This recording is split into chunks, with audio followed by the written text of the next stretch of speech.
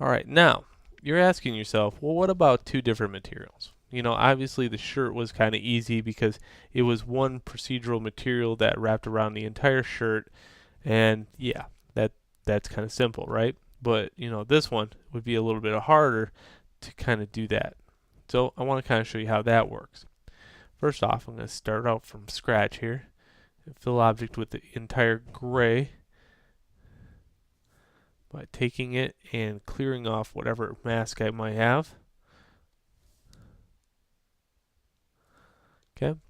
Now, make sure everything's separated by polygroups. So turn on polyframe and you can see that, you know, I have this based upon polygroups. And here I'll show you how to make a polygroup if you don't know how.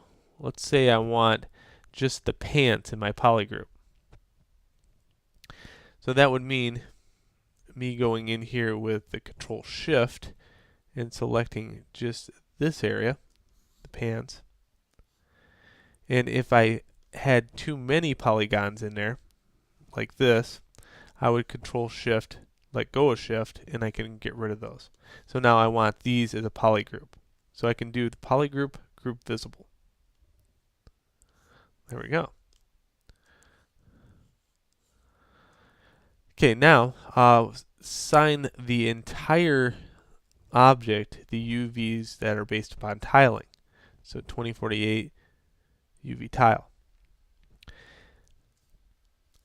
Then grab any material that can tile and mount it in your texture.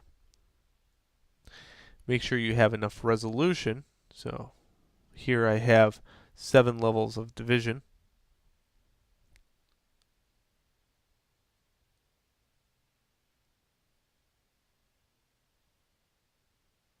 You can actually get away with taking the entire model, using these weak UVs, and doing the entire model with just the weak UVs. Then later on, if you want to transfer it over to Blender UVs, you could do that because Blender UVs don't tile like this.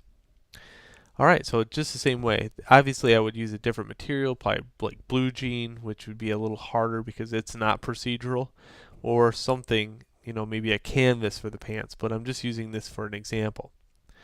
So what I want to do here is transfer this entire thing over to Polypaint for a second.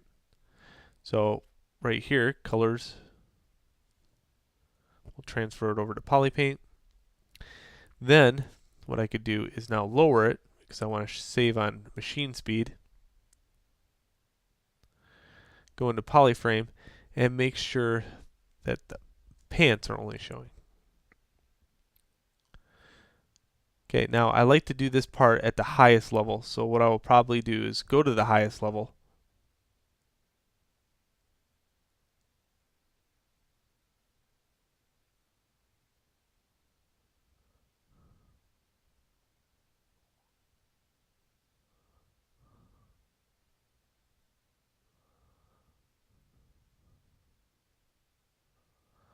And you can mask off by holding Control and clicking.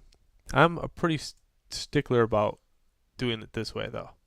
So I'm going to actually marquee select it. Okay, again, to save on machine speed, I'll lower it down. Then show the whole model by Control and Shift.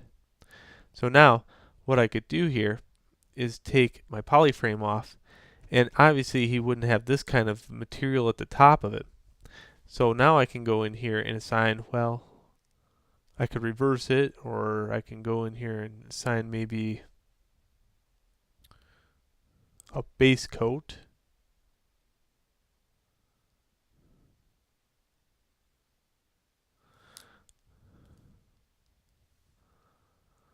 And then I could start working on his body.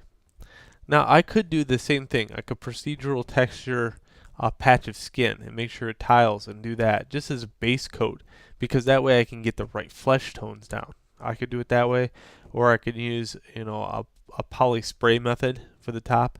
But now, you know, his pants stay down here as a base coat, and then I could work on a different material on the body. Alright, so that's how you would handle two different materials. Just follow the same methods as you did with the shirt, just mask off the region and use polygroups to kind of separate your areas out.